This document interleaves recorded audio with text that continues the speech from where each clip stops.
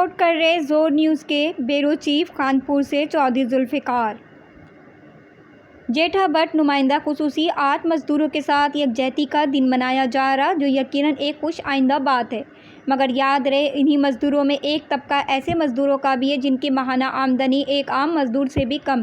تفصیل کے مطابق آج مزدوروں کے عالمی دن منایا جا رہا، مگر پاکستان میں ایک ایسا طبقہ بھی ہے جس کا حق کی کوئی بات نہیں کرتا۔ ان خیالات کا اظہار قاری محمد افضل مدنی نے سلطان کے آفس میں کیا۔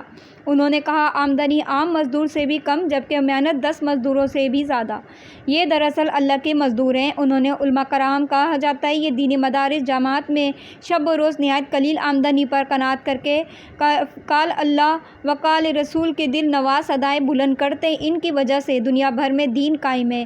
ان کے وجود لوگوں کی جنت کا ضامن ہے۔ ان کے لیے کبھی کوئی دن نہیں منایا جاتا۔ ان کے ساتھ اظہار ہمدردی کو بھی غیر ضروری سمجھا جاتا ہے، بلکہ ان پہ شب روز تنقید کو ضروری سمجھا جاتا ہے۔ حق کی آواز بلند کرنے کی پاداش میں ان کی پکڑ دکڑ بھی ہوتی ہے۔ انہیں جیلوں میں بھی ڈالا جاتا ہے، ان کے کردار کشی بھی کی جاتی ہے، ان پر طعنے بھی کسے جاتے ہیں، ان پہ آوازیں بھی بلند کیے جاتے ہیں، مگر یہ دھن کے پکے گرد و پیش سے بے خبر ہر طرح کی توہین تفسیق کو بالائے طاق رکھتے ہوئے معمولی رزق پر گزارا کر کے خدمت دین کا سلسلہ نہایت عقیدت، محبت، عشق و ادب کے ساتھ جاری رکھتے ہیں۔ عام لوگ انہیں ان کے بے نیازی کی وجہ سے بہت امیر خیال کرتے ہیں، مگر یہ تو بنیادی ضروریات زندگی سے بھی محروم ہوتے ہیں۔ آئیے آج کے دن میں اللہ کے ان مزدوروں کے ساتھ بھی محبت کا اظہار کیجیے۔